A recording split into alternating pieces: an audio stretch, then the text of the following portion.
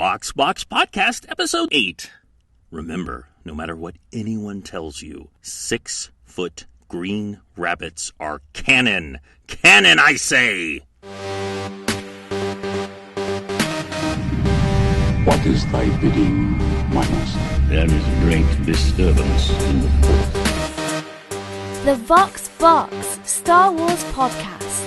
Your source for Star Wars comics, news, and more. And now your host, Michael Corley.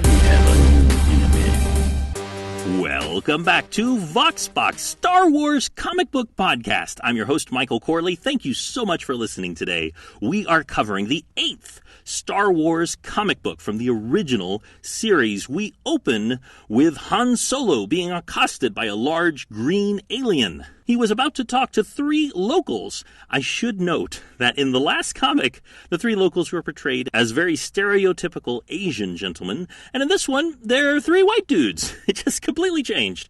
But in comics back in this day, that happened all the time. They didn't have the internet. They didn't take photos of their last comic. Sometimes characters would just wildly change from one comic to the next. It's something you get used to. But why is this green alien mad at Han Solo? It's because of the blue-skinned woman he was about to leave with at the end of the last comic. Apparently that's this guy's girlfriend. Her name is Azura. Han Solo is actually telling him, dude, just back off, okay? It's no big deal. I ain't gonna go after your girlfriend. But the alien, of course, is having none of that, so Han Solo decides to smack him on the head with a chair. This does absolutely nothing, because he's a huge green alien, and the alien throws Han Solo onto a table where there is a monkey-looking alien and an alien who looks like a cyborg with a huge brain on his head. The monkey alien says, "That was my drink you knocked over, Skyboy!" Han Solo replies, "Don't blame me, pig face, blame him." And the alien with a brain on his head says, "Hey, are you trying to get smart with my girlfriend?" Clearly showing that things can get pretty crazy in the Star Wars universe.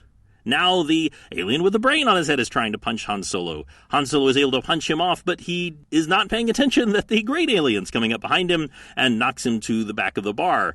But he is caught by Chewbacca. Chewbacca, who was paying attention to a couple of ladies, as we saw in the last comic. And the green alien is more than happy to fight Chewbacca. He punches him again, and again, and again. On the final punch, he's saying, "Hey, look, pal, maybe we should talk this over." The next shot we see is the classic bar fight of the green alien being thrown out of the window by Chewbacca. As things settle back down in the bar, they are able to get back to their conversation with the 3 men who have come for assistance. They are looking for a champion. They make it clear that they don't have much money, but they want to hire Han Solo and Chewbacca to help protect them from the Cloud Riders and from a man named Sergi X. Sergi X is a very weird-looking fellow with an extremely prominent chin. If you can imagine Bruce Campbell in really bad prosthetic makeup, that's kind of what Sergi X looks like. What we find out is that he and his band of raiders will raid the local villages. They'll steal their whatever meager amount of money they have. They'll steal their crops. They'll steal their bantha, which they use for food and transportation. In other words, this village is in risk of complete collapse. And they make it clear that they steal their women. And he even says they carry off our wives, our daughters, merely to amuse themselves.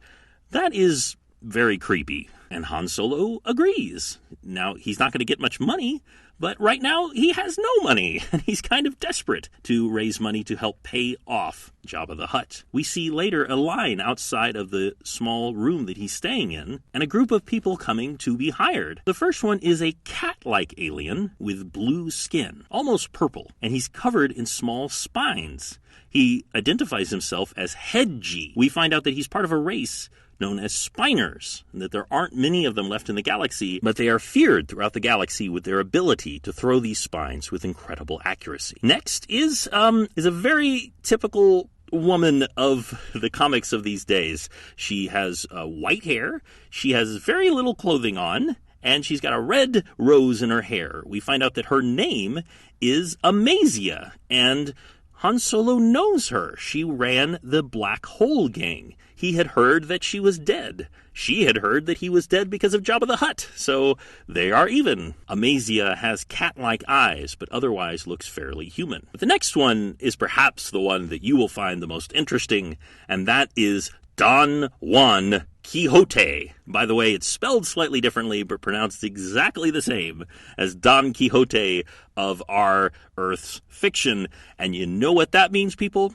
That means it's time for... Dramatic reenactment.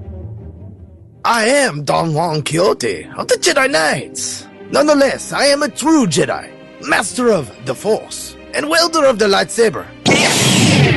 Thus, it is my sacred duty to travel the galaxy, championing the causes of peace and justice. I pray you let me join you, young sir, in whatever holy mission you undertake, that I may continue to be worthy of the name of Jedi Knight.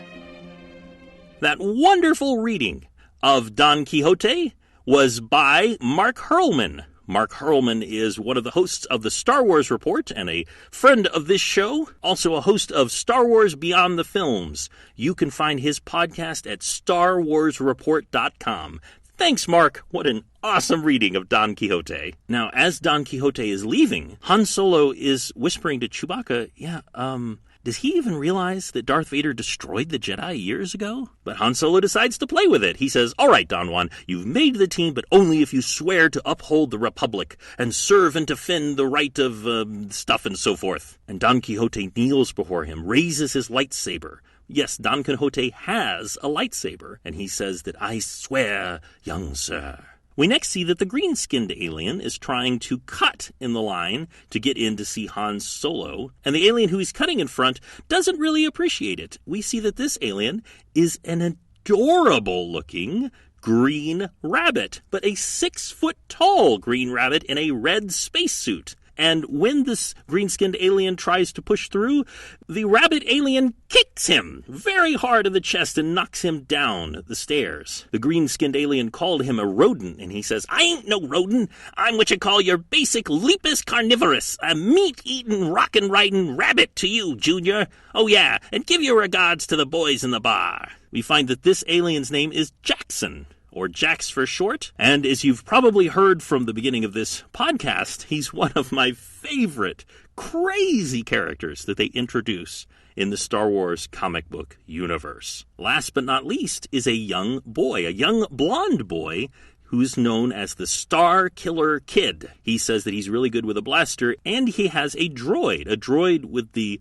upper torso of a humanoid, but the lower torso of tractor treads. He is known as FE-9Q, more familiarly known as Effie. Effie does nothing but complain of the Star Killer Kid and all of his brashness, but it's clear that they have an affection for one another. The Star Killer Kid reminds Han Solo of Luke Skywalker, and probably for that reason alone, he agrees to take him on the team. We cut back to Yavin 4, and we see that Luke Skywalker is heading off, and he's trying to find a place for the Rebel Alliance to hide. C-3PO and R2-D2 have come with him, and C-3PO notices that he's distracted, and Luke Skywalker tells him that he's thinking about Ben, about the man who sacrificed himself to save him from Darth Vader. And he's thinking, gosh, he still would have killed me anyway if Han Solo hadn't been there to help us rescue him. And he's thinking, good old Han, he's probably living it up back at Mos Eisley with all the treasure we gave him. But I wonder what he's doing right now. And it's a very interesting storytelling technique that it starts with Han Solo thinking about Luke, it goes back to Luke, and then it has Luke thinking about Han, and it goes back to Han. And we see the next day all of the people that Han Solo and Chewbacca have hired have gathered together, and that's when Sergi X comes flying in. Now, why did Sergi X know what was going on? Remember that green-skinned alien? He is one of Sergi X's gang, and he went and reported to Sergi X. By the way, we find out his full name is Sergi X Arrogantis.